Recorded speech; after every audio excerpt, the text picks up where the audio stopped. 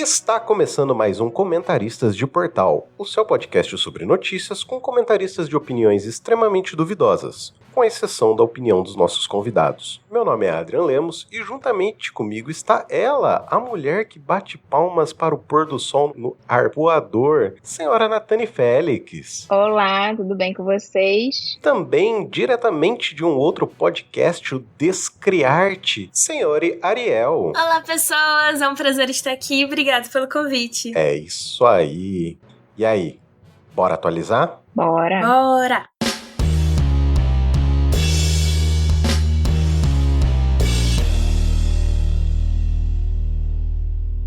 Aqui no nosso quadro de atualizações, inicialmente a senhora Ariel, por favor, traga-nos a sua matéria que você gostaria de atualizar e conversar aqui sobre. Então, pessoas, é uma atualização de uma matéria que vocês fizeram anteriormente, falando da diretora de escola que foi demitida após uma aula de arte sobre o Davi de Michelangelo, porque os pais, lá da Flórida consideraram pornografia o fato de uma obra de arte de 500 anos ter lá o seu bingolinho de fora. E aí, esse fato, eu acho que ele denuncia muito como que tá, os Estados Unidos nesse momento, o que deixa a gente bem preocupado, considerando que temos uma eleição em breve lá para presidente, né? Mas a notícia que eu quero trazer, ela vem nessa sequência de chorume em escolas, que é livros infantis que estão sendo banidos nos Estados Unidos, e isso está sendo gerado por conta de uma organização, a ALA, que ela vai questionando vários livros, vários títulos, e a maior parte desses livros que essa organização está questionando são livros de temática de raça, temática de gênero e de sexualidade. Então, bora aí comentar o que a gente acha disso, né? Primeiramente, vamos deixar que você traga suas considerações iniciais sobre isso. Ah, beleza. Cara, pra começar, é meio que um absurdo que a gente esteja vivendo num período em que há uma censura de livros por razões morais ou de visão religiosa, em que você não haja, na verdade, um questionamento de por que esse livro tá aqui? Por que essa história é tão importante na coisa? Não, simplesmente vamos proibir esse tipo de conteúdo, porque automaticamente qualquer conteúdo que prega algo que essa galera não acredita tem que ser banido. E eu acho importante tudo isso ser sempre falado, né? Porque em todos os lados possíveis. Muita gente fala,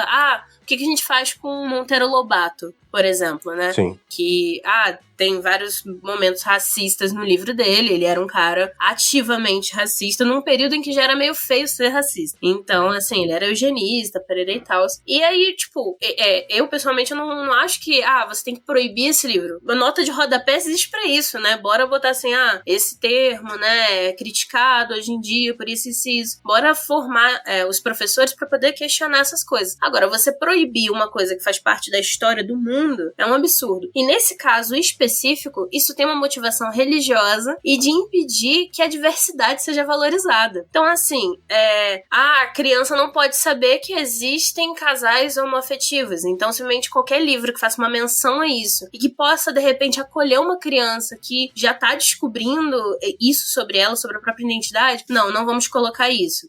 Os Estados Unidos têm um histórico tão pior quanto o nosso de negação de tudo que a escravidão gerou no país, de todos os problemas de segregação racial, de todas essas questões, e ainda por cima eles fazem, especialmente na Flórida, constantemente medidas para impedir que seja estudado isso em escola, né? A gente aqui no Brasil, a gente tem a lei de diretrizes e bases, uma das leis de diretrizes e bases, que fala, você tem que lidar com o tema afro-brasileiro, com o tema indígena em sala de aula, e em todas as matérias, mas prioritariamente em história, em humanas, né, ciências humanas. E aí, simplesmente, tentaram fazer uma lei parecida com os Estados Unidos e simplesmente foi banido. A galera está proibindo qualquer tipo de discussão sobre isso, e aí fica essa coisa, né, o tabu, ele fica maior quando a gente não discute sobre as coisas, e eu acho que isso denuncia muito um cenário complicado que tá sendo enfrentado lá, especialmente pré-eleições, tá ligado? Gostaria de comentar, senhora Natânia? Eu acho que a Ariel já falou tudo. Infelizmente, eu não vejo isso também como uma tendência só americana. Acho que isso é uma tendência mundial. Já falei aqui alguns programas atrás sobre o pai do aluno da minha mãe achar obsceno uma ilustração de um livro de criança, nariz de bruxa.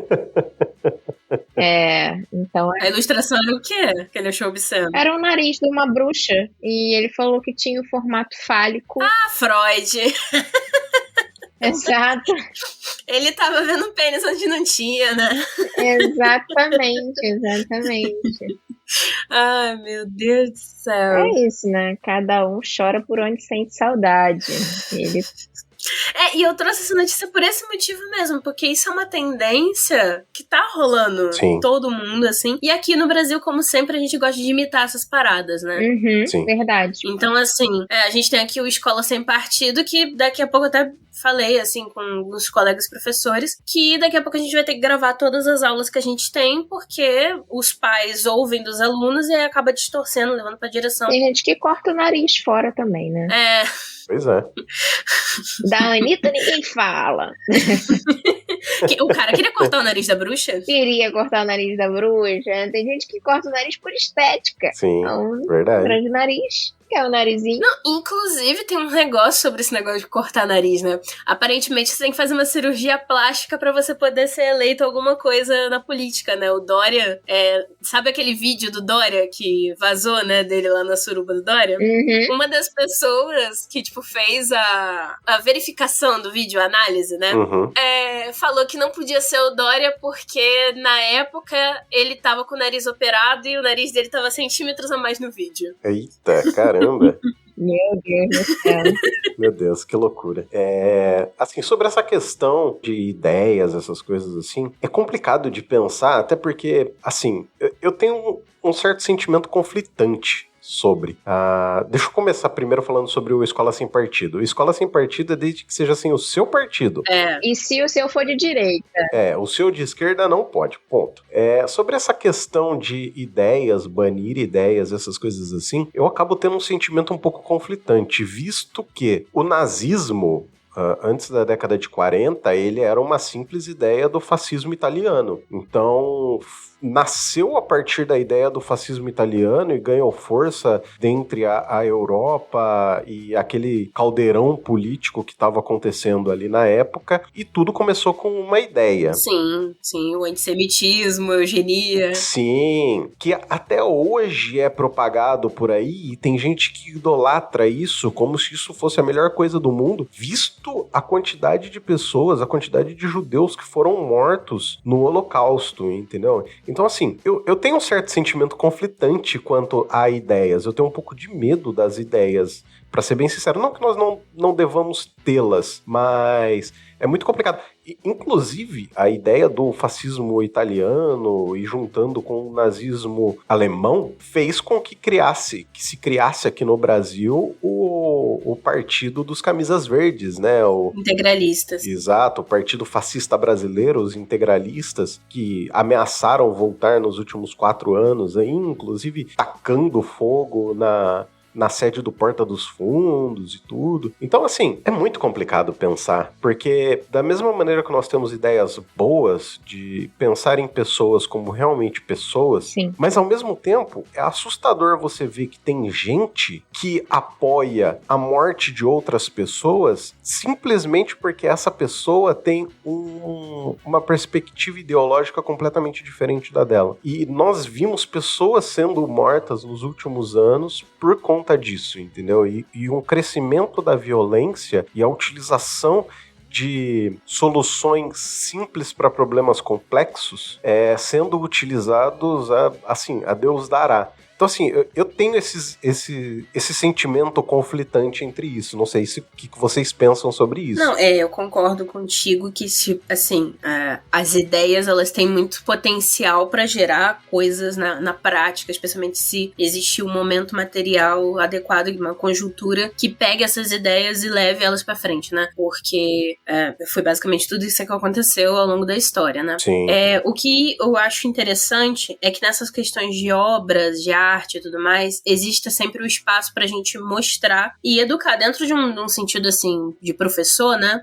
Tá lá que a gente precisa educar para os direitos humanos e a civilização, né? A cidadania. Então, dentro de um conceito em que você, você não pode propagar uma ideia dessa e não fazer uma crítica, Sim, porque isso tá sim. indo contra outras pessoas. Então, assim, e em todo caso, se a gente for ver na história da arte, tem várias pessoas extremamente problemáticas na história da arte que essas coisas têm que ser trazidas e contextualizadas. Recentemente, no episódio que eu fiz sobre o nazifascismo na praça, né, eu falo da obra do Di Cavalcanti que foi depredada. E eu faço uma crítica ao Di Cavalcanti, porque ele faz uma hipersexualização de mulheres negras nas obras dele. Mas isso dentro de um contexto, isso tem que ser permitido ser discutido. Agora, uma coisa é você permitir discutir, outra coisa é você defender partido nazista, né, senhor Monarca? Então, e é processo.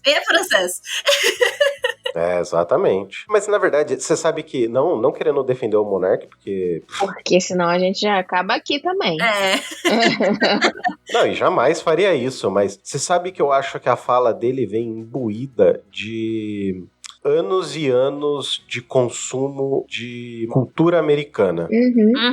Aonde nos Estados Unidos você pode ter um grupo, tipo a Ku Klux Klan, entendeu? Um grupo abertamente em prol dos direitos do homem branco, né? E isso é considerado como... liberdade de expressão. Exatamente. E, cara, não é bem assim, entendeu? Porra, o que você tem na cabeça, sabe? Pra querer defender um neofascista, um neonazista, sabe? Vamos começar a evoluir também, né? Vamos crescer um pouquinho como ser humano? Vamos entender que tudo isso que passou foi ruim? Gente, não foi legal, sabe? Matar um conjunto de pessoas simplesmente pelo que elas são... Caramba, isso não é legal de forma alguma. Então, vamos falar aí, já que matar o outro que não me agrada é ok, então vamos matar todo mundo de direita, sabe? Porque não me agrada, então vamos ter igualdade. Opa, olha aí, olha as ideias. Olha as ideias. Não, é completamente no sistema abstrato, mas assim, vamos então igualitar as maneiras de falar, então? Aí a pessoa não vai gostar, entendeu? A pessoa vai se sentir ofendida. Não, mas aí entra o caso, por exemplo, da Carla Zambelli, que quando as pessoas zoam ela de volta ou tratam ela da mesma maneira que ela fala, esse ódio do bem pode. Exato, entende? Exatamente, entendeu? É exatamente isso. Vale deixar aqui expresso que eu não sou a favor de violência contra pessoas que não têm o mesmo ideal político ou sociológico, ou seja lá qual for, do meu, entendeu? O famoso você não bate em ninguém que não seja do seu tamanho, né? E aí uma coisa que me lembrou aqui agora é que, por exemplo, eu jogo RPG, né? E eu gosto bastante de Chamados de Cthulhu. E Chamados de Cthulhu é uma obra derivada das obras de H.P. Lovecraft, que era um racista, um antissemita, um babaca machista de marca maior. Sim.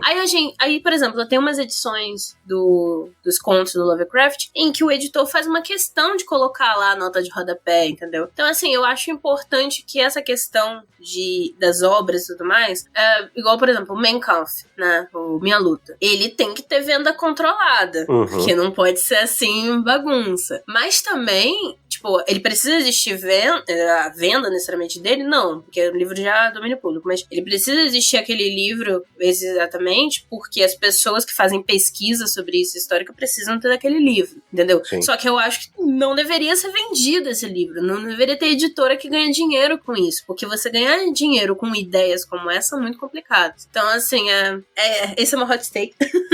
Isso é complicado, né? É bem complexo esse ponto. Pô, eu gostei. Eu sempre aprendo com os convidados.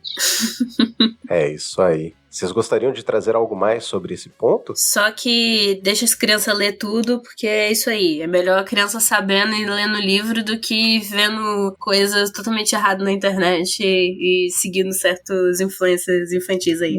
É verdade. Ficou o recado, hein, galera? É isso aí. E aí, bora comentar? Bora! Bora! Seguindo aqui para o nosso quadro principal, senhor Ariel, traga-nos a sua primeira matéria. Sindicato dos diretores chega a acordo provisório com estúdios de Hollywood.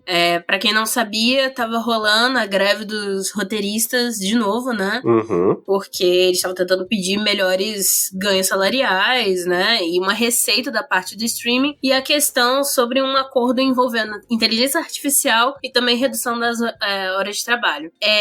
Isso tudo é muito uma denúncia do tempo que a gente tá vivendo, porque a galera tá fazendo muitas séries, muitos streams, a gente vê como que a Disney tentou sugar até o último suco de qualquer coisa de quadrinho, e, por exemplo, a gente viu como que os trabalhadores são totalmente... ficam sacrificados nesse processo, né? O She-Hulk, né, que saiu, péssima animação, péssima qualidade, porque eles tiveram que fazer em tempo recorde. Então, a greve, ela vem meio que por esse motivo. Dizem que a greve não ia atrapalhar nenhuma gravação, nenhuma das séries, e aparentemente é só isso que as pessoas se preocupam quando tem notícia da greve dos roteiristas. Minha série, cara, dane sua série, o cara tá trabalhando 12, 14 horas por dia, sabe? Dane sua série. Pô, tá pesado. Cara, isso dá pra perceber que as pessoas não têm muita noção do pra que é uma greve, né? Uma vez eu lembro até que teve uma greve, quando eu morava em Volta Redonda, teve uma greve lá dos metalúrgicos e tal, e eles fizeram durante o dia, teve uma paralisação, durante o dia de paralisação, eles fizeram ações na rua, né, passeadas, manifestações, e eu peguei um Uber pra ir pra casa, e o Uber falou assim, por que eles não fazem isso dia de fim de semana, pra não atrapalhar a produção, pra não atrapalhar as pessoas? Sim. É pra atrapalhar a produção, seu burro! Exatamente, o negócio é, tipo assim, perder esse dia perdido. Sim, mas eu concordo que protesto tem que ser de manhã pra impedir o trabalhador de chegar no trabalho. Exatamente. Entendeu? Não pode ser à tarde pra impedir ele de chegar em casa. Por favor, exatamente. Exato, nossa, excelente. Muito boa colocação. Eu já fiquei presa num protesto de manhã, 6 horas da manhã. Nossa. Lá, aqui, eu trabalhava no interior do Rio, e foi a primeira vez que eu tive que carteirar. Eu falei, gente, eu preciso chegar no plantão, por favor. Onde você trabalhava no interior do Rio? Eu trabalhava em Conservatória, que é a cidade do meu marido e a cidade do Thiago. Já fui lá. É que eu morava em Campos, de Goitacazes, interior também. Interior pro norte, né? Esse é interior pro sul. Norte fluminense. Cara, é isso, sabe? Ficar preso em manifestação é uma coisa, mas quando você não teve que ir trabalhar, é melhor. Sim. Tudo bem, você entende, você solidariza. Entendo. Nesse caso, eu tive que falar assim, cara, desculpa, é pra isso mesmo, é pra essa galera que toda fica parada. Eu também deveria ficar aqui, mas no caso, eu peço, por favor, me deixem passar. Eu sou médica. Me deixaram pegar um caminho alternativo pra não passar por dentro da manifestação, mas eu consegui chegar. Caramba. Ai, que bom. Não, mas é isso. Eu acho que as pessoas têm que parar de pensar na própria série e pensar que o grande streaming que eles estão pagando, quase R$50 por mês, tá acabando com a vida de vários trabalhadores. E, sabe, e se questionar um pouco disso. Tipo assim, a sua série vale mais do que a saúde mental dessa galera? Claro que não. É isso. Quer começar com as suas opiniões, Natália? Não, a Ariel falou tudo. Dá pra ver que ela é uma educadora.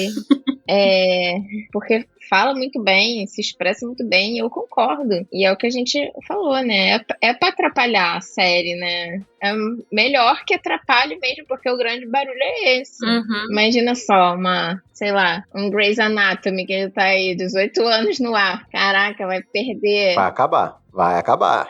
Ai, chega também, ninguém mais aguenta o hospital. Ninguém mais aguenta, acabou. Para com o Grey's Anatomy, ninguém aguenta mais essa porra. Ninguém mais aguenta o Grey's Anatomy. Na temporada passada, eu vejo que os residentes já estão desmotivados, é isso, já tá todo mundo desmotivado. Não, e já tá residente há 18 temporadas, que porra é essa? Pois é. Pô, ninguém aguenta, gente. Cadê a especialização da galera? Sim. E um parêntese de uma médica. Ninguém transa toda hora em hospital, não. Observem que ela falou toda hora. De vez em quando rola. Porque alguém deve transar.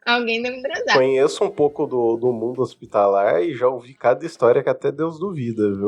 Então. Já ouvi também. Só que, assim, eu acho que eu, no caso, tenho um relacionamento monogâmico, mas se fosse o caso de eu ser ou solteira, ou tivesse, assim, que ter algum relacionamento no hospital. Gente, no hospital, se eu tenho 5 minutos de folga, eu quero sentar, tomar um café, Pô, eu jamais iria gastar minha energia transando. Jamais. E outra coisa, o lugar mais antibacteriano, mais, tipo, poluído. Pelo assim, amor de Deus, exatamente. Nojento. Tipo assim, você transa no hospital e pega uma infecção hospitalar. Legal. Nice. Nossa. Pois é, exatamente. Mas como é que você pegou uma infecção hospitalar e nem tava internado, então? Não. Bom, acho que, assim, essa questão de as pessoas não estarem ligando muito para os roteiristas, para as greves e tal, só estarem se preocupando com o próprio umbigo, eu acho que é muito... aquilo aí, eu metendo pau nos Estados Unidos de novo. Comunista. É culpa de um único cara que nasceu na porcaria do século passado. Trump. E Tô zoando. os feitos dele vêm trazendo problema até hoje, que é um maldito cara chamado Henry Ford. Foi um cara que elevou o capitalismo a um outro nível que vem destruindo a mentalidade do próprio ser humano até hoje. Extremamente individualista, né? Sim, e com essa maneira de... vamos criar processos para melhorar as nossas fábricas e praticamente transformar os nossos funcionários em robôs humanos, entendeu? Essa mentalidade e pensamento foi uma boa parte do que aconteceu com os trabalhistas mundo afora. E aquilo, nós brasileiros... acho que não sei de quando que vocês são, mas quem nasceu ali nos anos 80 e cresceu por volta dos anos 90, consumiu muita cultura americana, assim. A cultura americana era basicamente tudo que você tinha pra consumir, inclusive muitas vezes deixando de lado a própria cultura brasileira. Uhum. Era até chamados enlatados americanos, né? Sim, né? Sim. É o Renato Russo. Uhum. Tanto que no dia 31 de outubro nós comemoramos o Halloween e não o dia do Saci, né? Que teria a ver mais com a nossa cultura nacional. Então, assim, é muito complicado. Eu acho que essa era dos streamings permitiu com que nós víssemos outras culturas, abriu essa possibilidade, claro, pra quem quer, porque eu confesso assim, eu sou o cara que consome muita coisa americana e é o cara fã dos Transformers e do Velozes e Furiosos, assim, sabe? É outra coisa que ninguém aguenta mais, né, Adrian? Cara, é legal você ver um cara falando de família, entendeu? Família, Mas, enfim, carros. E cada vez eles estão ficando mais calvos, entendeu? Entendi. É sobre pertencimento, né? É, sobre identificação, né, Adrian? Mas enfim, eu acho que a questão é muito mais assim, a quantidade de cultura que a gente consumiu e como isso vai reverberar nos nossos pensamentos no futuro. Eu acho que esse é um momento crucial pra gente, eu já comentei em outros programas, eu já falei, eu acho que a cultura americana tá em declínio, a parte econômica deles, eu acredito que não tá lá essas coisas, apesar deles comandarem todo o cenário internacional. E eu acho que existe um grande espaço para mudanças de narrativa. E numa dessas eu acho que o Brasil tá, não vou dizer bem posicionado, mas um pouco posicionado para tentar uma autonomia e buscar um novo patamar nesse novo mundo que tá se formando aí. É a tropa do BRICS, né? Eu sinceramente, assim, falei agora do Grey's Anatomy antes que me cancelem à toa, só quero botar minha opinião pra jogo, que eu também quase trouxe uma notícia sobre essa greve dos roteiristas. Eu consumo bastante streaming também, mas eu me sinto meio massificada já, se essa expressão existe, mas eu acho que vocês vão entender. Eu sinto que a gente recebe muito, sabe? Eu tava, assim, principalmente no período de pandemia, que a gente ficou muito com essas coisas, até pra fugir um pouco das notícias, a gente consumia mais e mais e mais streaming. E assim, eu vi WandaVision, eu vi Loki, cara, já na metade do Loki, eu falei pro meu marido, eu já não aguento mais, eu não quero mais saber de Marvel, eu não quero mais. Sim, eu não quero mais fase 1, fase 2, fase 3, fase 4. Chega, eu não quero mais. Sabe? E aqueles filmes que você tem que ver porque senão você não entende nada, ele te deixa refém. Exato, sabe? Sim. E assim, eu sou fã de Star Wars, eu adoro Star Wars, cara, eu via tudo do Star Wars e tal, e no Mandalorian também eu falei, meu Deus, eu já não aguento mais. Não aguento mais esse bebê Yoda, pelo amor de Deus. Não aguento mais essa criança, não aguento mais esse pai solteiro, não aguento.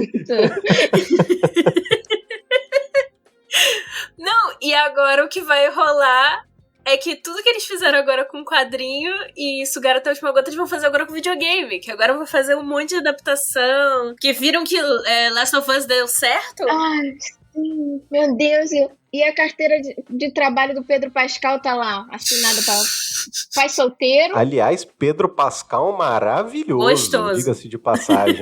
Adoro. Adoro. Adoro Pedro. Pedro Pascal não é contra você, Pedro Pascal.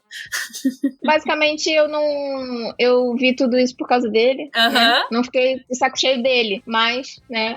Não, gente. Vi Last of Us, vi o Narcos, vi o Mandalorian. Ele é excelente. Excelente. Isso aí. Então, seguindo aqui, senhora Natane, traga-nos a sua primeira matéria. Vamos lá. Eu, como sempre, eu faço a sessão bem-estar do programa, né? E a matéria que eu trago é uma matéria do dia 5 de junho, que se intitula do Metrópolis, né? O autor é Bruno Bussis, que é o estudo revela o dia da semana que é mais comum ter um infarto. Meu Deus, como assim? Ok. Pesquisadores Eu tenho certeza que é segunda-feira. Acertou. Pesquisadores irlandeses encontram relação entre a rotina semanal das pessoas e a tendência de ter um ataque cardíaco. E segundo esses... Eu procurei o estudo, tá? Depois eu vi que foi, na verdade, um trabalho publicado numa conferência da Sociedade Cardiovascular Britânica. Então, estou ansiosa, aguardando estar nas plataformas indexadas, né, para ler. E eles dizem que o risco de ter um ataque cardíaco aumenta em 13% nas segundas-feiras. Porque o trabalhador não quer ir pro trabalho. Com certeza. Quer. E assim, o segundo dia é o domingo. Aí eles falam, a gente atribui aí a mudança do sono vigília, né, que já começa a privação de sono aí no início da semana. Claro, já começa a ansiedade no domingo, meu Deus, Sim. eu vou ter que trabalhar aí na segunda, caraca, a semana tá só começando. Mas tirando todos esses fatores, eu quero muito ver como é que eles vão explicar a relação causal disso, porque é um evento aleatório, né? Não tem dia da semana com maior propensão. Eu acho que, como pesquisadora, tem coisas que eles deveriam ver além. Uhum. Por exemplo, a incidência de dias mais frios do ano Sim. também não é maior às segundas-feiras? Pode ser, porque o infarto está intimamente relacionado a dias frios. Inclusive, hipertensos, diabéticos, se cuidem aí nesse período, tomem o remédio, façam dieta, façam seus exercícios, porque é um período de propensão a maior ataques cardíacos. Isso sim já é provado por guidelines e vários estudos. Caramba. É por conta da constrição dos músculos? Constrição dos vasos sanguíneos. Dos vasos sanguíneos. E você acaba tendo uma demanda cardíaca para se aquecer, e você tem uma vasoconstrição dos vasos sanguíneos um pouco maior também por conta do frio, acaba aumentando a demanda de oxigênio do músculo cardíaco e diminuindo a oferta, e isso aí é a combinação para o infarto, para o AVC também, o AVC isquêmico também. Então, é difícil estabelecer uma relação causal com o dia da semana, mas tem outros fatores que a gente sabe que influenciam. E aí, a gente falou do trabalho, né? E sim, o trabalho influencia, né? Com o trabalho você tem uma maior ansiedade, um maior aumento da frequência cardíaca, um aumento da pressão. Isso tudo favorece o infarto. Mas eu achei muito interessante esse estudo clínico que relaciona, eles pegam pacientes que eles atendem no hospital de Belfast, que é na Irlanda, né? E analisam aí os dados retroativamente de 2013 a 2018 de infarto cardíaco com supra de ST, que é o infarto que tem uma repercussão no eletro. Então é o tipo mais grave, e eles veem que acontece mais às segundas-feiras. Eu fui pesquisar os estudos e existe aí um outro estudo também, já feito anteriormente, mas aí esse estudo relaciona, na verdade ele não relaciona incidência de ataque cardíaco, mas reinternação após um ataque cardíaco e mortalidade. Ele diz que as reinternações e a mortalidade, eles estão mais associados ao início do fim de semana, então a sexta-feira e ao sábado, né? Então assim, a pessoa infarta na segunda, aí na sexta a gente vai dar alta para ela tá, não, pelo amor de Deus, eu vou ter que voltar a trabalhar e reinterna. Isso aí já foi toda a fic que eu fiz na minha mente pra justificar os estudos. E a gente tem que replicar esse estudo em outras populações, Sim. porque esse daí é Exatamente. na Irlanda que você falou? Na Irlanda. Então, tipo, majoritariamente pessoas, né, caucasianas, americanas, brancas e tal. Brancas, exato. Então, e a gente sabe que, por exemplo, tem um índice muito maior de hipertensão e diabetes por conta da alimentação e questões socioeconômicas em pessoas negras. Então, a gente tinha que fazer esse estudo de novo pra ver, tipo, as pessoas negras também têm um aumento de infarto na segunda-feira, entendeu? Isso é legal. Sim. Exatamente. Aí, de repente, a gente vai ver que as pessoas pretas infartam mais no sábado porque elas não podem deixar de trabalhar. Sim. E aqui no Brasil seria interessante talvez tentar replicar esse estudo de maneira a verificar realmente, como a Ariel falou, em questão socioeconômica, né? Porque nós sabemos que nós temos uma população relativamente miscigenada e principalmente vivendo nas periferias do país, assim. Então, daria para ter uma outra visão desse estudo de maneira a correlacionar não só raça, gênero, mas também a questão da classe social. Acho que seria bem interessante uma possibilidade de estudo aqui no Brasil. Sim, tem vários grupos, né, e várias formas da gente de reproduzir isso e várias formas de ver aquilo que eu falei, né? Eu acho que teria que relacionar também com a hora do dia e com dias mais frios e dias mais quentes também. Sim. Além de, óbvio, características populacionais também. E aí a gente destrincha, né? Mais velhos, mais novos, porque a gente tá falando muito relacionando com o trabalho e na matéria não fala, mas e aí? São pessoas com idade para estar trabalhando? Porque o infarto ele é mais incidente em pessoas idosas, né? Mais idosas, mas na verdade é ali também meia idade, né? Os homens com 40, 50 anos e mulheres pós-menopausa. Então, assim, também é uma época que a gente tá meio já cansado de trabalhar e ainda não consegue se aposentar. Aqui no Brasil. Sim. Então... mas tem que levar em consideração que na Irlanda, sendo um país de primeiro mundo, fazendo aspas no ar aqui, bem aspas, não sei se chega a ser essa realidade de as pessoas não estarem aposentadas. Eu não sei dizer porque eu não conheço muito bem a realidade da Irlanda, mas é uma possibilidade, né? Mas é um país frio, né? Tem esse fato que sim, exato, que a Nathani acabou levantando. E eu acho que essa matéria é interessante porque ela mostra como a saúde é algo global, né? Sim. Como vários fatores ambientais e a gente tá aqui trazendo socioeconômicos podem afetar. E aí eu fiquei muito na curiosidade, tipo assim, será que há um índice maior ou menor de mulheres infartando? Porque geralmente a gente associa ao infarto do homem. Sim. Mas se for na segunda-feira, faria sentido também. Tipo, ela precisa organizar a família inteira, então é mais estresse, sabe? Exato. Sim, é interessante. Eu acho que depois eu vou tentar dar uma olhada nesse estudo pra ver se eu consigo ter alguma ideia dessas correlações que nós estamos comentando. Eu não achei no PubMed ainda, mas eu vou até procurar com mais afinco e vou ficar de olho pra assim que ele for publicado, eu trago novamente pra gente. Se você tiver qualquer coisa, pode trazer o link, que aí nós publicamos aqui no programa também, comentamos um pouco mais sobre o assunto. Perfeito. Bom, seguindo aqui, vou trazer como uma primeira matéria, até o título dela é bem interessante, que saiu recentemente, saiu agora no dia 5 de junho de 2023. Ela diz que o CEO do URB renuncia e fundador João Ricardo Mendes volta ao comando. É uma matéria do Globo, escrita pela Mariana Barbosa. A questão é que há algum tempo atrás vem sendo noticiadas diversas questões assim de calote do hotel urbano, né, da empresa Hotel Urbano, sobre cancelamentos e pessoas que quando elas chegam no hotel, elas ficam sabendo que a sua estadia ainda não foi paga, então ela acaba não conseguindo ficar naquele local ou pagando a parte, e aí vai depender de quem está em viagem.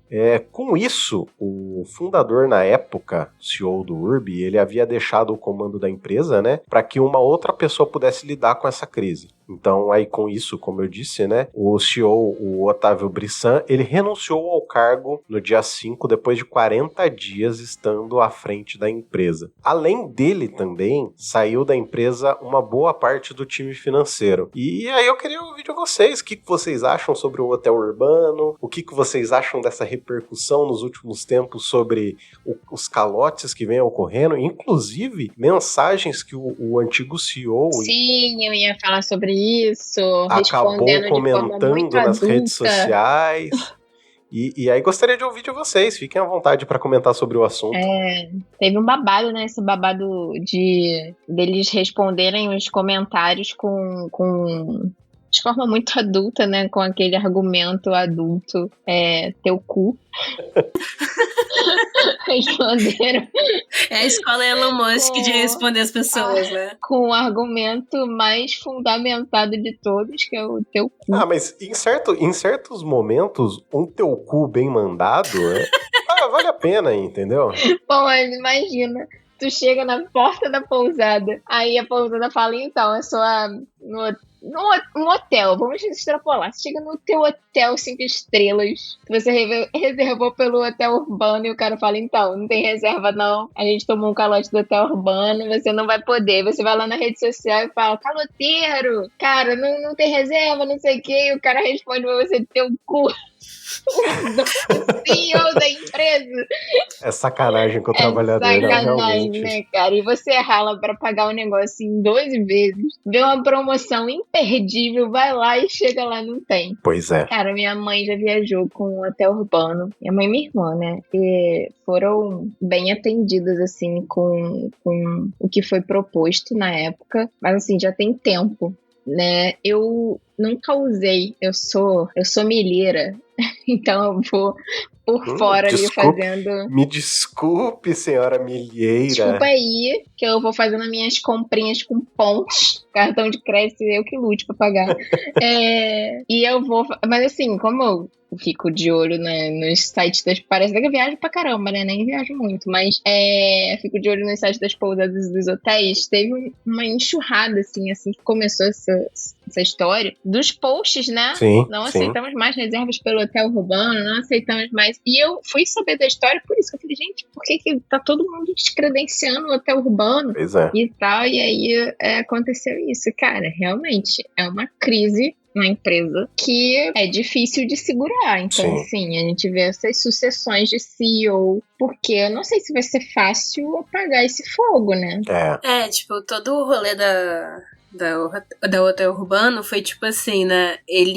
No começo eles entregavam, e aí quando foi tendo muito caixa, como teve a pandemia, eles tinham grana pra poder jogar, eles tinham grana no caixa porque tava entrando, e as viagens só iam ser lá na frente. Sim. E eles pegaram essa grana, eles investiram em publicidade, eles investiram em botar influencer divulgando e tudo mais, então mais gente foi comprando. Então agora tá tudo desandando, e eu acho que isso muito mostra o como que as startups, muitas das vezes, são gerenciadas por gente que não tem a mínima competência empresarial pra poder tá fazendo uma coisa. É a galera que tem um sonho e R$1 milhão do pai, sabe? Exatamente. E assim, para esse tipo de negócio, mais do que uma inteligência gerencial, você tem que ter inteligência emocional. Sim, com Porque certeza. você começa do pouco e vê muito. E assim, era muito durante a pandemia, que era aquele famoso onde não pinga seca, né? Então assim, tinha que ter inteligência emocional pra gerir esse dinheiro, porque depois ia vir e tá vindo agora, né? Então, assim, eu já viajei pelo hotel urbano algumas vezes, acho que umas 2, 3 vezes. Consegui pacotes com preço muito baixo, assim, muito barato. Fiz viagens muito boas, a um preço muito barato. Ia viajar esse ano para Argentina por eles também, mas aconteceram coisas das quais eu preferi acabar cancelando a viagem. Mas uma coisa que eu sempre me perguntei desde o começo é como que eles conseguiam fazer a venda de pacotes a um preço tão baixo. Por exemplo, uma Foz do Iguaçu, 4 ou 5 dias por R$500 com aéreo e hotel 3 estrelas com café da manhã. Se você parar para pensar, cara, é um valor extremamente baixo, entendeu? Um aéreo de São Paulo pra Foz do Iguaçu com um hotel, cara, não dá R$100. Com R$100 você não paga o valor de um hotel, entendeu? Então eu sempre me perguntei essa questão de como eles ganhavam dinheiro, porque era um valor muito baixo, sabe? E, cara, eu acho complexo, assim. Primeiro, essa questão, eu achei muita infantilidade do CEO de responder às pessoas como se elas não fossem responsáveis por permitir que o sonho dele fosse pra frente, vamos dizer assim. Se ele estava à frente da empresa é porque ele tinha um sonho e de tornar aquilo grande, né? Então, eu acho que primeiro esse ponto, assim, essa infantilidade da pessoa em simplesmente mandar um teu cu pra quem tá gastando dinheiro com a empresa dele. E assim, eu não sei, cara, eu tenho eu fui muito bem recebido quando eu viajei, mas eu tenho esse receio de, tipo, puta, como que esses caras ganham dinheiro, sabe? Porque não é uma coisa, se você fosse parar pra ver aí uma empresa mais tradicional que tem só 3 letras e começa com C e termina com C, que eu não vou falar porque eles não dão dinheiro pra gente, se eles dessem eu talvez até falasse. Você vai ver um pacote num lugar desse, o pacote custa R$2.000, o mesmo pacote pra Foz do Iguaçu, entendeu? Então, eu sempre me questionei quanto a isso. Mas como tava dando certo, falava, então não vou questionar tanto assim, só vou viajar e tá tudo certo, né? E aí, quando tu chegava na porta do hotel, tu não tinha aquele medinho, não, do meu Deus, o que me aguarda? Não, porque foi antes de começar essas notícias. Entendi. Até a minha última viagem que eu fiz foi em novembro de 2022. Foi a última vez que eu viajei com eles. E foi tudo tranquilo, assim, sabe? A viagem... Cara, mas assim, toda vez que a minha mãe, eu acho que minha mãe foi pra Fernando de Noronha, se eu não me engano, pelo hotel urbano, e não, tudo ok, tá tudo ok, tá tudo ok. Ela foi e eu fiquei assim, meu Deus, vamos botar minha mãe, tipo, no calabouço do hotel, sabe? Sim. Sem janela, sem um copo d'água. Mas não, ela foi pra lugares legais. Sim, eu fiquei em hotéis muito bons. Eu viajei tanto pra Florianópolis quanto pra Foz do Iguaçu, assim. Um foi extremamente curta a viagem, foi 2, 3 dias, e a outra foi 4 ou 5 dias. Mas assim, excelente, sabe? Tipo, não tive do que reclamar. Essa é a verdade. Na minha viagem eu não tive do que reclamar. Cara, eu nunca comprei pacote. A única vez que eu viajei por agência de viagem, assim, não sei se foi um pacote ou não, porque eu ganhei do meu pai, foi a minha lua de mel. E por incrível que pareça, foi quando a gente passou perrengue. Caramba, que azia. Porque a gente foi pra Nova York. Que chique. Peraí, vai entrar aqui um tapa na cara, peraí. Babaca. E assim, Nova York tem um problema, fica a dica, ouvintes, vocês que vão pra Nova York sempre. Que chique ela, né? Nova York tem um problema.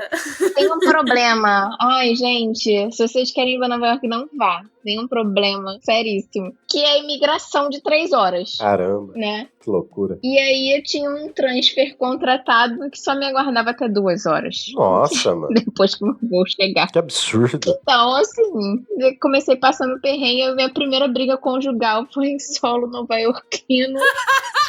Nossa.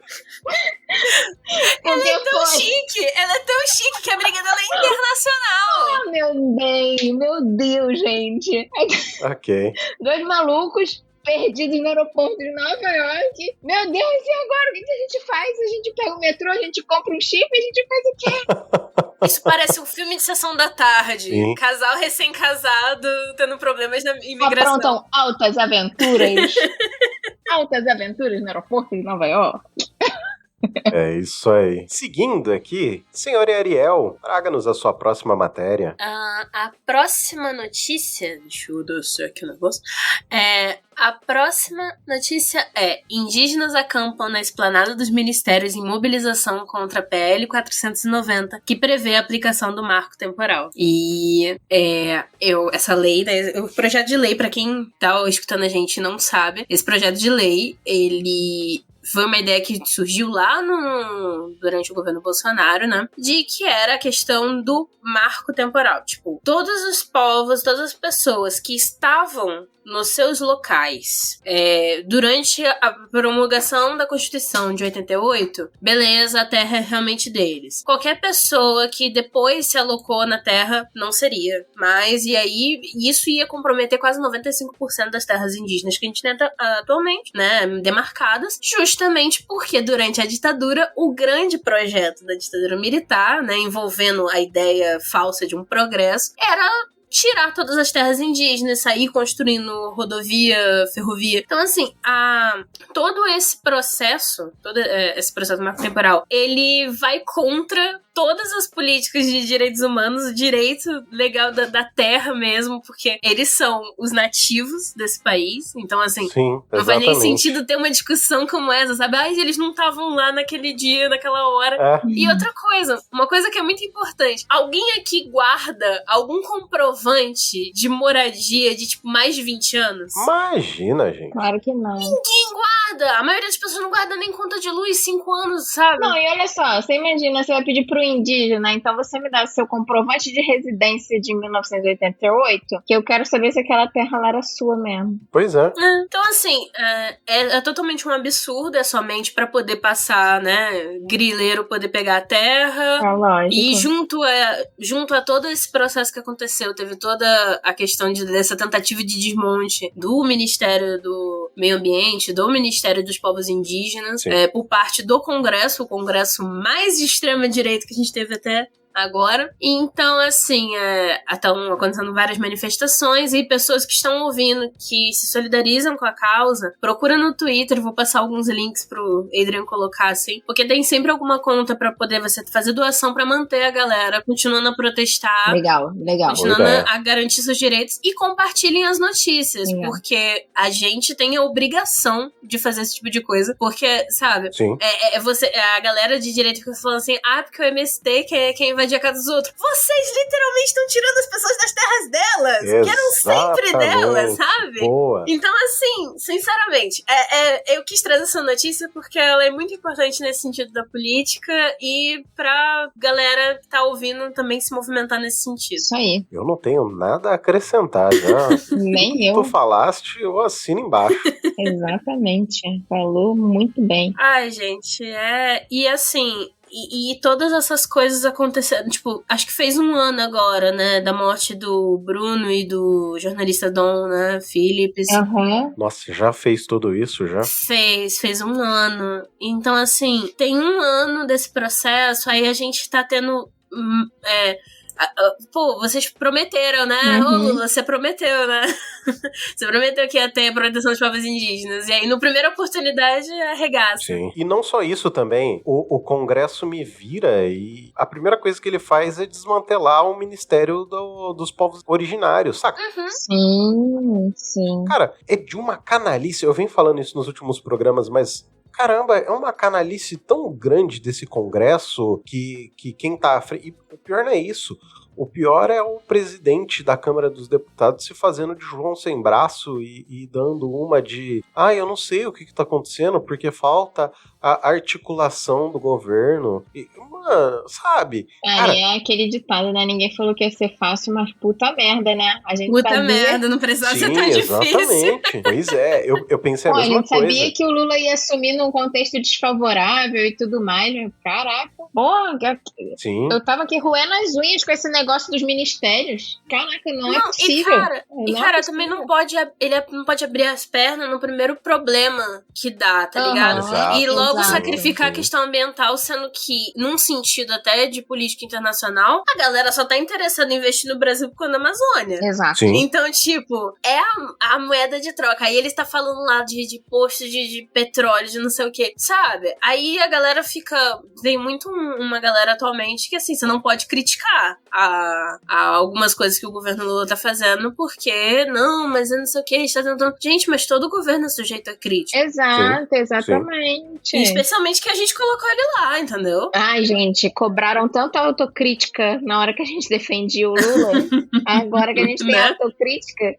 Mas você sabe qual que eu acho que é o grande problema da direita? A direita, ela é meio tapada, assim, ela só consegue ver o próprio umbigo. Isso, pelo menos, eu acho que a esquerda é um pouco melhorzinho. Não é que a gente é desunido e a gente se critica. É que muitos de nós conseguem ver um pouco além e conseguem também entender que uma crítica não significa que eu quero o fim daquilo, entendeu? A direita acha que se ela criticar a própria direita, ela tá querendo o fim da direita. E não é por aí, entendeu? Você criticar significa que você tem uma opinião discordante, mas não significa que essa opinião discordante ela tem que invalidar todo o caldo que está sendo discutido naquela situação. Porque muitas vezes vai ser uma opinião discordante que vai fazer com que os dois extremos cheguem mais próximos do centro. O único centro que eu odeio é o centro político, porque é um bando de sanguessuga que tá lá só para simplesmente gastar o dinheiro do contribuinte. Pois é. Cara, esse momento foi um momento de pistolagem, assim, porque, tipo assim, a galera tá na internet e tal, de tipo, não pode criticar, não pode falar as coisas, e aí, tipo, entra num processo quase de, como é que a gente fala? De ser fã. Você não é mais um militante, você é fã. Sim, exato. Entende? Exatamente. E fã de político não tem que existir, já começa por aí. Todos nós somos políticos, sabe? Claro. Aliás, você sabe que eu acho que a gente tem um problema grande que vem sendo causado por conta do futebol. Eu acho que a futebolização das coisas é muito prejudicial. Por quê? Nós vemos no futebol, você não tem um adversário, você tem um inimigo. Então é aquilo, quando você tem um inimigo, você quer ver ele morto. Você não quer ter a possibilidade de disputa com ele. Então, eu vejo essa futebolização da política algo muito complicado. O que vem se chamando hoje de polarização, eu acho que o nome não seria polarização, mas sim futebolização. Porque se eu gosto do time A, eu tenho que odiar o time B, entendeu? Porque o time B representa tudo aquilo que eu não sou. Então, logo, eu tenho que ver o time B enterrado embaixo de 7 palmos. E isso é muito complicado. Nós não temos uma educação voltada para entender quando a gente perde. Tanto é que nós temos uma geração adolescente crescendo com a síndrome do Pequeno Príncipe, que eu acho que eu ouvi falar, que é alguma coisa assim, que é aquela pessoa que cresce dentro de uma redoma e quando ela vai pro mundo real, ela toma tanta porrada que ela não consegue aguentar a pressão social que o mundo prega sobre o indivíduo adulto, né? E a gente, convenhamos, é uma pressão altíssima. Muitos de nós, não que isso seja uma coisa boa, não tô querendo romantizar a coisa, mas muitos de nós cresceu sobre um caldeirão de emoções e pressões que fazem com que nós, mesmo sobre pressão hoje, nós consigamos ver o norte, né? Além do início da colina, vamos dizer assim. Não sei o que vocês pensam sobre isso, e até gostaria de ouvir. Se vocês tiverem discordâncias, por favor, falem também. Não tem discordância, não. É meio isso, assim, que tipo, as pessoas não sabem. Ou eu dou limite a ponto de restringir a liberdade do outro, ou eu deixo o outro fazer o que quiser. E nesse caso, né, no exemplo do adolescente, cabe muito bem nisso. Tava falando isso recentemente com meu companheiro, que tipo, parece que a gente passa gerações de pais, assim. Ou os pais, eles vão e reprimem completamente as crianças, e aí vem uma geração rebelde, e aí ela libera totalmente também. E sendo que a criança ela precisa ser guiada, né, nesse processo. Mas mil fita. É isso aí. Seguindo aqui, senhora Natane, traga-nos a sua próxima matéria. Eu vou voltar para o quadro Bem-Estar. No dia 6/6 foi publicado no Splash Wall, né, pela conjunto de colaboradores, a colaboração para Splash. Sidney Magal celebra alta após sangramento no cérebro, recuperado, entre aspas. Cara, pra quem não sabe, o Sidney Magal, ele já é idoso, né? Se não me engano, ele tem 75 anos, vou checar. E ele, no dia 25 de maio, fazendo um show em São Paulo, no interior de São Paulo, ele teve um pico de pressão. 72 anos. Ele teve um pico de pressão e passou mal durante o show, foi hospitalizado a princípio no interior, foi tido como se fosse só um pico de pressão, depois foi transferido para o HCOR em São Paulo, feito uma bateria de exames e foi verificado que ele tinha um sangramento no tálamo. Isso é recorrente, né? Isso significa que foi um AVC hemorrágico, que é esse sangramento que acontece. Ele não teve sequela, não teve nenhuma repercussão maior, ficou lá os dias em observação. Eu acredito que o sangramento esteja em redução já, né, porque não precisou de maiores intervenções, mas mesmo assim é uma repercussão e é uma coisa que, mais uma vez, eu venho chamar a atenção. Já falei do infarto. Sim. Agora, falando sobre AVC, também é uma época propícia, porque tem esse aumento de pressão acontecendo, favorece tanto descolamento das plaquinhas de gordura que a gente tem dentro dos vasos, que vão entupir os vasos do cérebro, como também aumentando a pressão, você pode ocasionar sangramentos no cérebro, que são, tanto o entupimento como o sangramento são os chamados AVCs, e foi o que aconteceu com o Sidney Magal. Ele veio a público, já foi para casa, já vai retomar as atividades dele aos dele aos poucos. O caso dele foi um caso pequeno, com pouca repercussão física para ele, mas mais uma vez aí eu venho chamando a atenção de duas coisas que são potencialmente fatais, que é o infarto, né, que eu já falei, e agora falando sobre o AVC. Eu acho importante também, no caso dele, né, ele teve um mal-estar, uma dor de cabeça. É importante falar duas coisas. Primeiro, que nem toda dor de cabeça é pressão alta. Às vezes você tem dor de cabeça, vai verificar a pressão tá alta, e a pressão tá alta por causa da dor e não o contrário. Então é importante diferenciar isso, senão toda vez que você tá com dor de cabeça, você vai procurar o SAMU. Se você não sendo uma pessoa hipertensa, ou sendo um hipertenso bem controlado, quando tá com dor de cabeça, tenta se acalmar, tomar um remédio para dor. Se a dor persistir, sim, vá. Ou se for uma dor inédita e a maior da sua vida, procure a emergência. Ou se ela persistir mesmo depois de tomar um analgésico. E uma outra coisa também que eu acho importante a gente falar para educação populacional é que tem uma sigla que é SAMU, que é Serviço de Atendimento Médico de Urgência, mas que a gente usa para detectar os AVEs, né, os AVCs nas pessoas em casa. Então, assim, se o seu familiar ele teve uma mudança de padrão de entendimento, cognição, você pode fazer para ele um teste muito, muito simples, né? Que é o SAMU. O S é de sorrir. Geralmente, quando você pede para a pessoa sorrir e o sorriso está torto, isso é indicativo de AVC. O A é de abraço. Então, assim, a pessoa, você pede para ela me dar um abraço. Se ela tem dificuldade de levantar um dos braços, isso é um sinal de AVC. O M é de música. Você pede para ela cantar uma música que ela conheça, que seja simples. A gente recomenda que seja um parabéns para você, um atirei o pau no gato, que todo mundo sabe. Se enrolar a língua, enrolar o jeito de falar, isso pode ser um sinal de AVC também. São os 3 sinais mais graves de AVC, né? Que é o desvio da musculatura da face, a perda de força muscular e a perda de fala. E o U é de urgência. Qualquer um desses sinais significa urgência, então procura o serviço médico de urgência em algum desses sinais. Interessante, muito bom. Doutora Natânia me fazendo dar graças a Deus que eu vou ter clínico geral agora dia 28 de junho, então muito obrigada. E assim, anotei aqui o SAMU, porque assim, meu copeiro vive achando que tem AVC, qualquer coisa. Então ele tá rindo aqui. Mas então assim... isso acontece com indivíduos XY com frequência. O meu marido também, ele acha que ele vai morrer e ele acha que tudo, eu acho que ele não tem nada. Mas na verdade, ele até hoje não precisa ser hospitalizado, não faleceu, então acho que eu tô acertando mais acho do que tá ele. Tudo certo, né? Talvez seja porque você seja médica, né? Esse pequeno detalhe que ele esquece.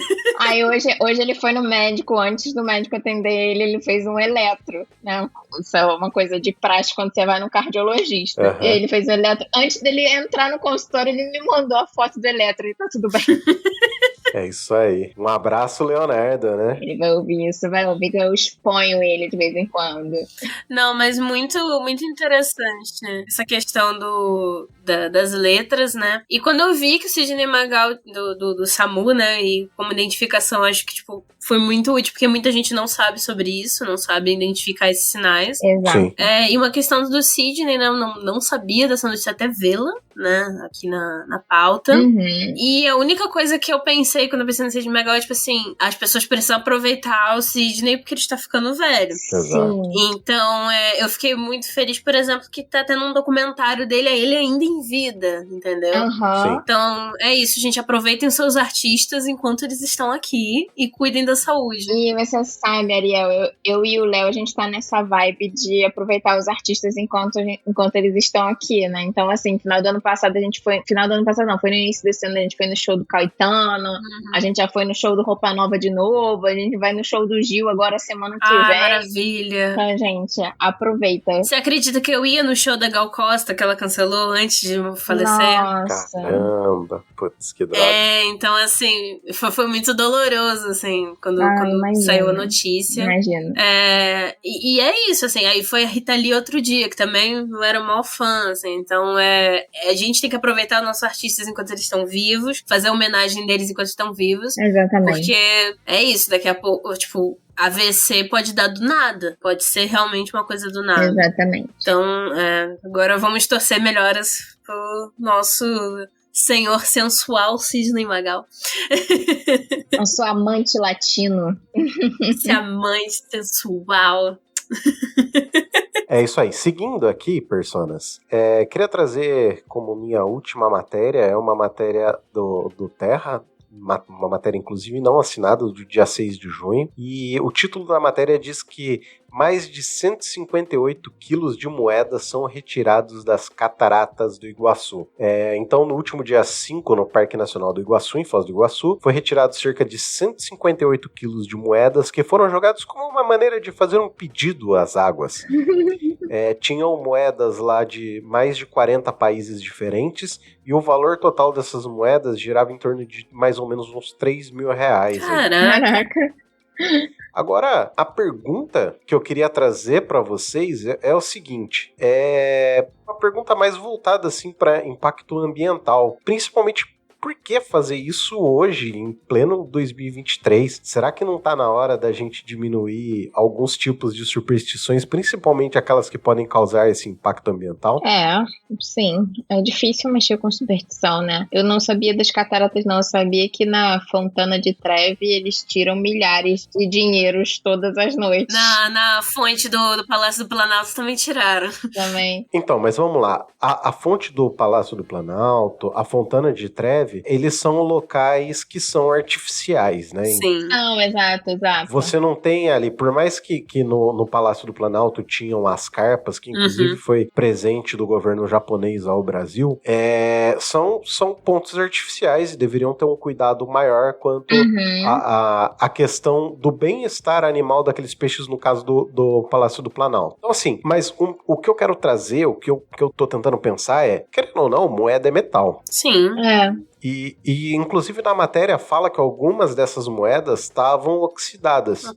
E a gente sabe o que essas oxidações acabam causando na água, que é esse impacto ambiental, inclusive para os peixes, tudo. E ali é uma água corrente, tem uma vida ali, deve ter uma biodiversidade altíssima, e até o impacto que esse metal pode trazer nessa biodiversidade. Sim. Então, assim, não só lá, eu acredito que tem muitos outros lugares espalhados pelo mundo que o ser humano acaba causando esse impacto achando que tá fazendo um pedido pro além, entendeu? Quando eu vi essa notícia, eu lembrei direto daquela ponte na França, perto do Rio, em que o pessoal, amantes, né, colocam seus cadeados pra ficarem juntos, e o negócio tava desabando de tanto peso, assim, dos cadeados. Então, sim, tem que essas superstições, essas crenças, né, elas criam esses espaços, mas por que então você não faz uma coisa dentro de um ambiente sustentável, né? Sim.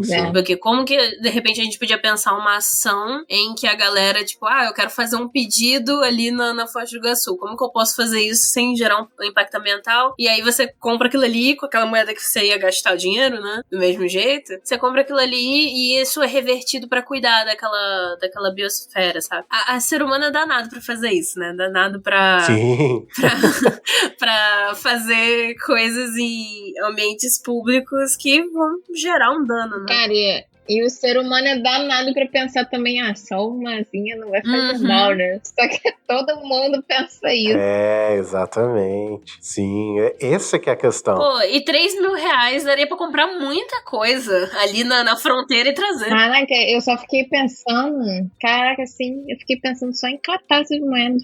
Caraca, não tinha ninguém ali pra catar. Sim, inclusive foi uma ONG junto com o pessoal do próprio Parque Nacional que bom. Que fez essa remoção das moedas. Espero que tenham revertido esse dinheiro pra uma coisa maneira. Provavelmente pro próprio parque, né? Porque o parque, eles têm uma preservação ambiental. Cara, essa pausa dramática, achei que você fosse falar pro próprio bolso, eu ia ficar triste. Não, pro próprio parque. É que eu não sei se vocês já estiveram em Foz do Iguaçu. Não. Eu já. Então, Foz do Iguaçu, o Parque Nacional do Foz do Iguaçu, né, do lado brasileiro, é uma reserva gigantesca. É bem bonito, bem inclusive, bonito. Inclusive tem lar de uma onça pintada lá, que assim, todo todos nós sabemos que a onça-pintada tá em perigo de extinção no Brasil.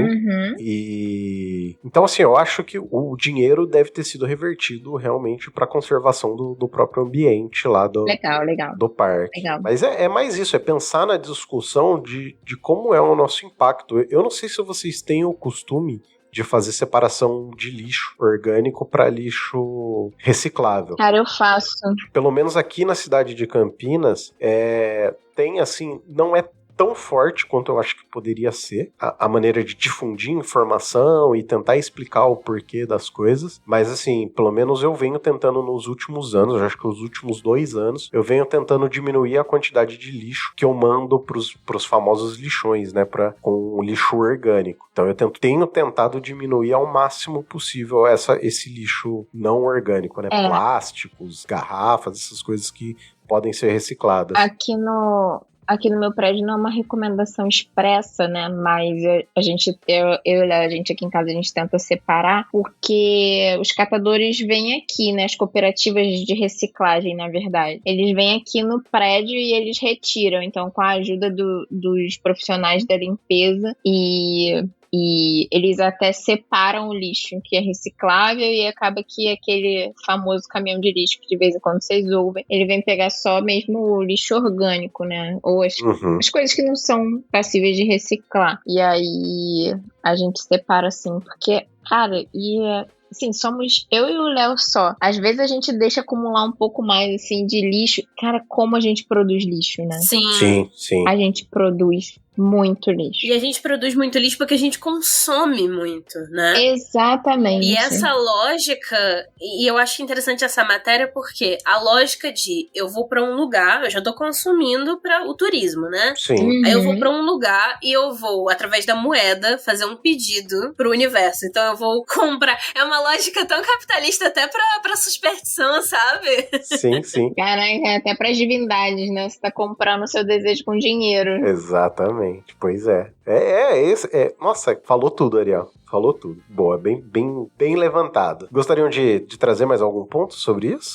Só que, infelizmente, separação de lixo não é para todos os locais e as regiões, né? Por exemplo, eu moro aqui na periferia de São Paulo, é um latão só de lixo, mas você pode separar no saco para facilitar a galera de fazer. Não tem nem um dia da semana que é retirado o lixo reciclável? Não tem. Caramba. Tipo assim, não tem uma especificação dessas áreas. Você vai ver que tem algumas empresas que atuam em reciclagem em bairros específicos. Mas eu moro na Zona Sul de São Paulo. Entendi. Não tem. Porque, por exemplo, aqui na cidade de Campinas, nós temos um dia da semana que passa o caminhão oficial da prefeitura para retirar esse lixo. A gente fala lixo, mas na verdade é esse material não orgânico. Né? Então esse material que pode acabar sendo reciclável. Mas é um dia da semana só. Porém, algumas pessoas, nessa lógica capitalista que a gente vem falando, muitas pessoas, inclusive de baixa renda, elas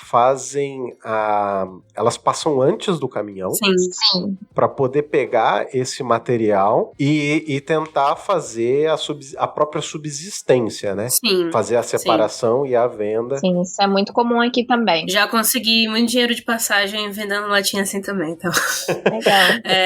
Então, assim, é porque, por exemplo, em condomínio você vê mais isso, sabe? Aqui na região tem condomínios que tem a separação da coleta de lixo e você joga certinho na lata específica e tal. Mas assim, nos bairros comuns, não tem muito essa preocupação ambiental. É isso aí. Então, seguindo aqui, senhor Ariel, traga-nos a sua última matéria. Inteligência artificial lança primeiro hit e incomoda gigantes da música. Quem fica com os direitos autorais? Então, o que aconteceu? Teve uma gravação de uma música chamada Hurt on My Sleeve, que era protagonizada por um Drake, aqui tem aspas, e pelo The Weeknd, e que ela foi postada em abril na internet por um usuário que ele usa o nome de Ghostwriter. Isso virou um hit no TikTok, né? Chegou até milhões de pessoas fazendo conteúdo com essa música, só que ela foi derrubada pela Universal Music, né, a gravadora do The Weeknd, por conta do uso da voz dele. essa era uma inteligência artificial, ela criou essa música baseada em padrões, né, das músicas dos dois, e baseado no próprio padrão da voz. Mas, a gravação, ela parecia uma demo pirata, ela tinha uma baixa qualidade e tal. Só que ainda assim as pessoas gostaram. E isso gerou toda uma discussão em torno de arte criada por inteligência artificial. Isso é arte mesmo? O que é esse quesito? E um quesito capitalista mesmo, de se a gente pode criar música, a revelia e criar tudo com o computador, quem que vai receber os direitos? Quem que vai ser pago por isso, né? Por isso que essa música derrubou. Não foi porque, isso fere os direitos do artista. Não, é porque ela não tá recebendo pra isso. Uhum. Exatamente. Então, eu queria perguntar pra vocês usam coisinhas de inteligência artificial? Já tiveram contato com o ChatGPT? Não só usamos, como praticamente tudo que é criado aqui no Comentaristas de Portal com relação a imagens e posts de redes sociais, é tudo ChatGPT. Eu, enquanto designer e social media, falo, me pague. Ai, não pague o robô. Não, e tem toda uma problemática em volta da inteligência artificial, porque... Cara, eu reluto o máximo. Especificamente no caso do ChatGPT, quem avalia as conversas pra ver se ele tá, sendo dentro dos princípios deles, são pessoas em trabalho similar à escravidão, né? Sim, sim. Mas isso vai ser em qualquer empresa de tecnologia que tá se capitalizando no mercado. Assim, principalmente, por muito tempo foi se discutido a questão da Índia, né? E eu acho que hoje deve estar, não sei se ainda está na mesmo tipo de discussão, assim, porque a Índia foi por muito tempo um local onde se pagava pouco para os programadores, mas se tinham pessoas assim com um nível de programação excelente, assim, altíssimo. É isso aí. Eu reluto para usar. Eu acho que nunca eu mesmo usei. Uhum. O Léo usa e me mostra, mas eu mesmo usar ativamente, não. Eu já falei isso aqui no podcast, eu acho. Eu tenho medo da inteligência artificial substituir a gente a qualquer momento. Eu não acho que seja a substituir. Eu acho que pensar em substituição é uma lógica de... como que eu posso dizer? É a lógica mercantilista da coisa mesmo. Uhum. Então, pensando que nós somos peças, como se nós fôssemos peças de uma engrenagem, que nós somos da engrenagem capitalista em si. Uhum. Mas acho que não é essa a questão. O que eu penso, pelo menos no ChatGPT, é como ele consegue condensar uma amálgama de coisas e te trazer uma maneira estruturada de pensamento, bem entre aspas, assim, que... Claro que quando você tem um conhecimento para consumir aquilo de maneira crítica, é excelente. Por exemplo, você não conhece todas as doenças do mundo, certo? Mas, por exemplo, você consegue, com um conjunto de entradas, receber uma resposta de possíveis doenças que essas entradas elas podem condizer com isso. Então você vai poder criticamente pegar essas respostas e pensar se alguma delas faz sentido ou não e facilitar, de repente, o salvamento de uma vida, no caso, por exemplo. Uhum. Entendeu? Então eu acho que é uma ferramenta. Ele não é o propósito final da coisa. É como se fosse um estetoscópio ou uma enxada, entendeu? Ele é uma ferramenta, vamos dizer assim. É que assim, eu vou te falar, o meu medo, assim, da inteligência artificial é isso. Você falou, você criticamente vai ver. Meu medo, eu tenho muito medo do bom senso alheio, porque geralmente o bom senso alheio não é bom. É sempre bom duvidar. Eu costumo dizer que o bom senso não existe.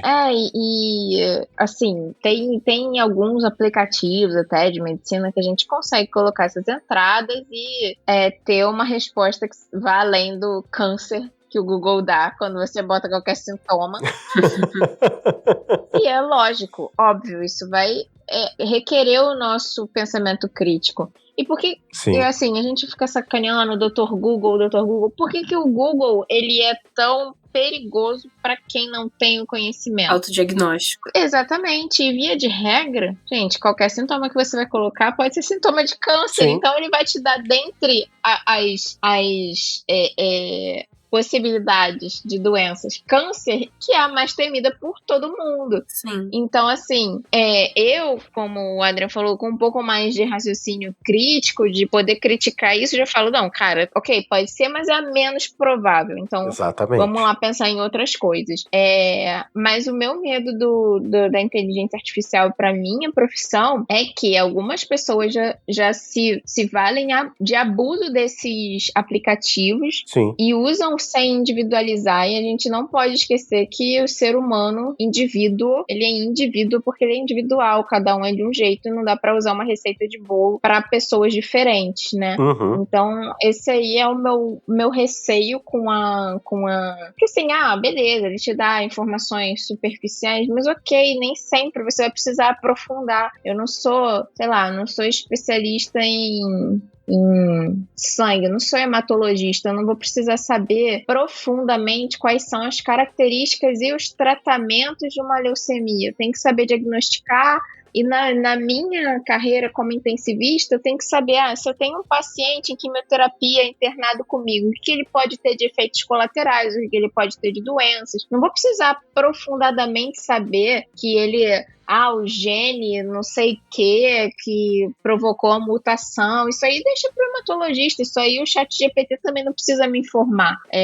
Eu acho que as pessoas fazendo bom uso têm o seu lugar, só que eu tenho muito medo do uso que as pessoas fazem das ferramentas. Pois é. Assim, um ponto que vale ser levantado é o seguinte: inteligência artificial não necessariamente é inteligente. Sim. Uhum. Mas a empresa acha que ela é inteligente. E é através disso eles vão reduzir nosso salário, saca? Sim. Mas é que assim, inteligência artificial nada mais é do que um conjunto probabilístico de equações matemáticas que vão, a partir de um conjunto de entrada, vai trazer uma possível resposta. Sim. É basicamente inteligência artificial. Simplificando ao máximo, é isso. Então, assim, baseado na quantidade de... uma coisa que tem que ser dita é: inteligência artificial, sim, é muito boa em identificar padrões. Sim. Mais do que o próprio ser humano. E isso é inegável, porque ela consegue fazer uma quantidade de cálculos matemáticas tão alta que ela consegue pegar padrões de uma maneira muito mais fácil. Eu acho que numa questão de certos tipos de diagnósticos que necessitam de identificações de padrão, vai ser uma revolução, principalmente na medicina. Pensando, por exemplo, se a gente pegasse inteligência artificial para identificar todas as variantes de Covid e saber qual é a variedade de cada uma a partir dos dados que a gente tem do SUS. Sim. Isso seria uma coisa válida, entendeu? Que poderia alinhar num diagnóstico futuro também, porque ia ajudar os pesquisadores também. Porque, inclusive, saiu uma matéria há algum tempo atrás de que, com a ajuda de uma inteligência artificial, um pesquisador descobriu uma nova combinação para um medicamento que ele é mais efetivo contra as superbactérias que vêm aparecendo por conta das automedicações e os tratamentos que não são feitos nos tempos corretos e essas coisas. Então ele conseguiu descobrir um padrão que ia facilitar a criação desse medicamento e, querendo ou não, isso é um puta de um avanço. Eu acho, assim, porque as pessoas, né, no geral, tendem a ter uma visão mais matemática das coisas, tipo, 1 mais 1 é 2, e na medicina nem sempre é isso quando a gente tá falando da manifestação clínica. Então, assim, eu acho que para reunir conjunto de sinais e sintomas e ele dar uma gama de doenças para você usar ali a beira-leito, um pouco mais distante do que para essa questão no medicamento, sabe? Porque você pode botar, eu acho que ele vai entender melhor matematicamente um conjunto de especificações de genes de bactérias e características de proteínas de bactérias para encaixar com características de antibióticos, por exemplo, do que para esse paciente tem esses sintomas A, B e C, para ele enquadrar em uma doença, entendeu? Porque A, B e C podem ser sintomas isolados. Sim. Sabe o que é muito complicado também da medicina e complicado na lida com o ser humano em geral, é que você também enviesa as coisas, né? Por exemplo, pode ser que eu tenha uma coceira na testa sempre, mas agora eu tô tendo febre, diarreia, vômitos, e aí eu vou no serviço de emergência e na hora eu aproveito pra falar que eu tenho uma coceira na testa, mas essa coceira na testa já tem anos. E aí, assim, eu vou botar pra inteligência artificial. Se a pessoa não tiver essa capacidade de entender que é um sintoma que não apareceu junto com os outros e tal, aí eu vou botar esses sintomas e ele vai botar assim, cara, vai te dar uma lista de 100 doenças. Porque ele vai englobar todas as que pegam as 4 juntas, que pegam a combinação de 3, que pegam a combinação de 2 e que pegam os sintomas isolados. Entendeu? Então eu acho isso, pensando que a inteligência artificial é um ser mais matemático. Um ser é ótimo, né? Eu já tô falando como se fosse uma pessoa. Uma entidade artificial. Exatamente, uma entidade artificial mais biológica, né? E é isso, eu de vez em quando eu tenho essa elucubração aqui com essa discussão aqui com o Léo, porque o Léo é engenheiro. Então pra ele, é assim, cara, dor no peito, pressão alta, infarto. Ele tem tem os sintomas lá, tem dor no corpo, tem dor no corpo, febre, diarreia, dengue.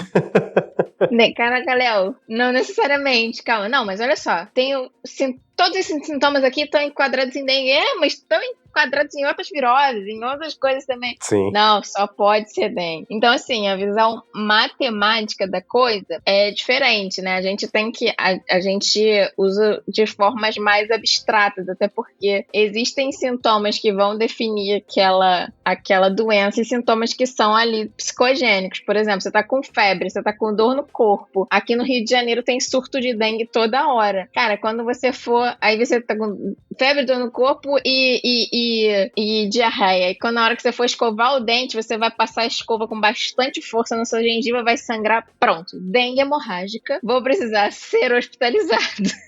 Sabe? Então, assim, as coisas ficam enviesadas. Então, eu acho que tem o seu lugar. E eu vou falar uma coisa que eu acho que eu não vou ser julgada pelos médicos, não, porque todo mundo já sabe isso. Sabe uma área da medicina que deve ter bastante aplicabilidade à inteligência artificial e que, em breve, eu arrisco dizer que não terão seres humanos mais exercendo essa especialidade? Radiologia. Eu sabia que você ia falar isso. Porque é literalmente uma carreira, uma área preto no branco, né? Ou branco no preto, no caso. Então, assim, a máquina vai interpretar os tons de cinza, vai interpretar as densidades dos tecidos. E isso aí não tem discussão, sabe? A gente faz hoje uma análise... A gente já está fazendo muito mais análise quantitativa atualmente, mas assim, depende muito a análise qualitativa, ela depende muito do olhar do examinador, né? De quem está vendo a imagem. Mas, cara, a análise quantitativa não. Ela é máquina. Por isso que na Covid teve tem tantos % do pulmão acometido, tem tantos %. Isso aí não era nosso olho. Isso aí era conjunto de imagem de tomografia. Você mostra para a máquina o que é vidro fosco, a máquina vai dizer, você mostra o quanto é o todo e o que é vidro fosco. Vai falar, desse todo aqui, tantos % tem vidro fosco. Então, assim, eu acho que tem uma aplicabilidade nas questões mais preto no branco, entendeu? Uma segunda coisa seria a patologia, que você também vê uma lâmina. Né? Você vê uma lâmina, na hora que você vê a célula, vai falar, aí sim, isso aqui é câncer, pronto, acabou. Entendi. Não, e tem também uma outra questão que atravessa tudo, né? Você falou assim, o olhar do médico é enviesado, mas o da máquina também é enviesado, porque quem fez aquele algoritmo também é enviesado. Exato. Sim, com certeza. Isso é uma questão que deve ser levantada sempre. Viés existe em todo lugar. Sim. Em todo lugar, em toda profissão, em tudo, assim.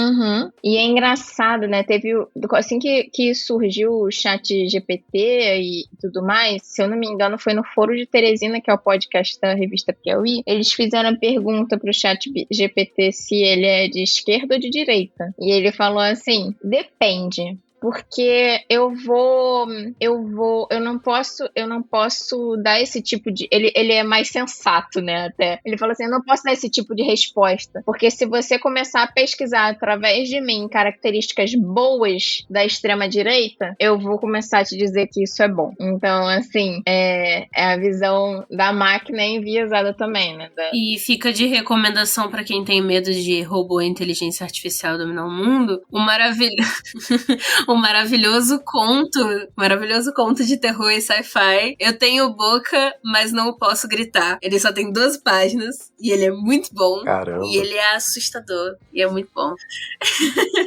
Meu Deus do céu. Olha, acho que todo programa acho que alguém menciona um pouquinho de inteligência artificial, e todo podcast que eu falo que eu tenho medo do domínio das máquinas. Então, obrigada pela dica, Ariel. Não vou ler.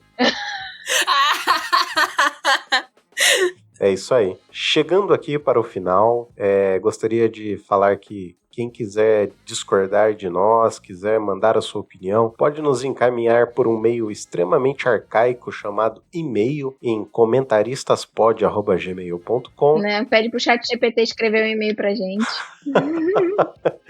E vocês encontram também as nossas redes sociais no Instagram e no Twitter como @comentapod. Eu sou no Twitter @AdrianLemos. E a senhora Natane? Eu sou no Twitter @NaniFélix. Ainda continuo invisível no Instagram por causa dos fakes, mas eu já vou abrir de novo. Lá no Instagram eu falo de um monte de coisa menos de medicina. E no Twitter eu reclamo. Então me segue lá. Eu reclamo e divulgo o podcast. Que é a função do Twitter. É a função do Twitter, eu uso certo. E aplaudo o pôr do sol no arpoador toda sexta-feira.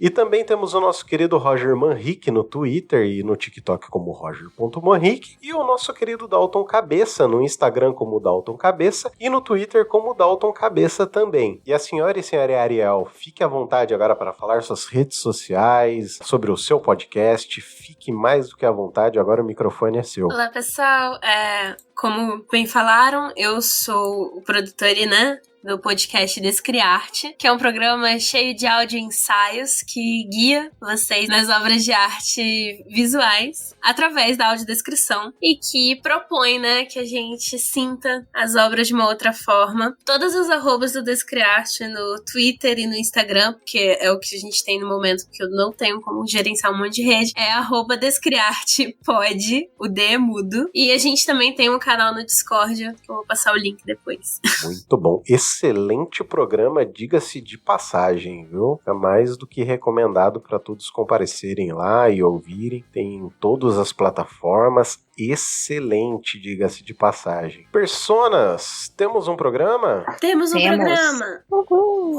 Então é isso aí. Nós ficamos por aqui. Aquele grandíssimo abraço. Até o próximo programa. Tchau, tchau. Tchau. Tchau!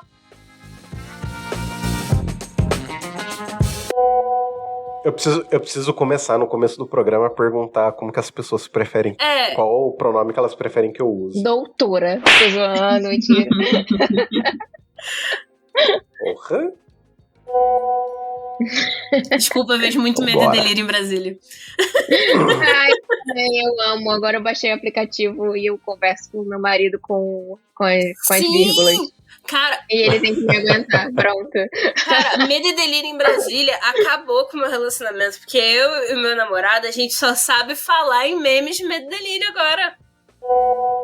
Eu fui pesquisar, né, até pra ver se eu achava esse estudo. Opa, perdão, só pro Adrian me matar. Caiu o microfone.